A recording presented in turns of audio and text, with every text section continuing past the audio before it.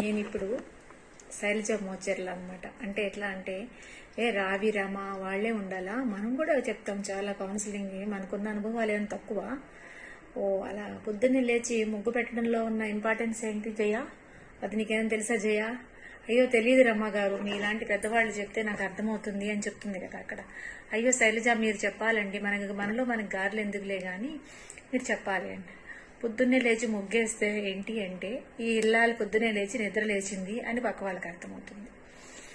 ఇంకా పని మనిషి ఏం చేస్తుంది అని అంటే ఈవిడ పొద్దున్నే లేచి ముగ్గు పెట్టేసింది, మనకు అర్థం పడుతుంది, ఇప్పుడు ఇంకా లేట్ అయ్యిందని దానికి అర్థమవుతుంది.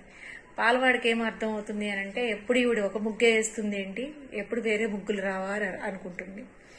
సరే ఇంట్లో అత్తగారు ఏమనుకుంటారు అని అంటే ఏదో ఇద్దరు లేచి ముగ్గేసింది చాలు కోడలు అనుకుంటుంది.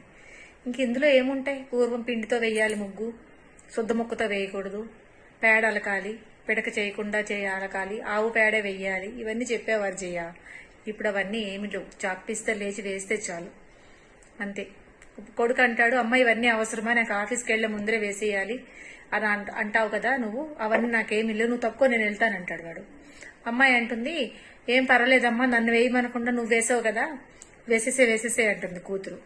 ఇలా ఉంటాయి. భర్త ఏమంటాడు అంటే ఏమనడు లాస్ట్కి. ఎందుకనంటే ఈ బ్యాండ్లన్నీ ఆయనకి పడతాయి కాబట్టి భర్త అనేవాడు ఏమనడు.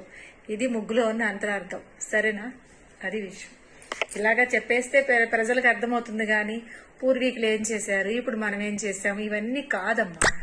ముగ్గు పెట్టామా లేదా, పెట్టకపోయినా పర్వాలా, ఒక షీట్ అంటించుకో. లేదంటే కొన్ని అపార్ట్మెంట్లో మనం వేసిన వాచ్మెన్ దుడి చేస్తాడు కాబట్టి మనం వేయక్కర్లా, వాచ్మెన్ మీద తోసేద్దాం, అయిపోతుంది. ఇది విషయం అన్నమాట. ముగ్గులో ఉన్న అంతరార్థం ఇది. సరేనా? బాయ్.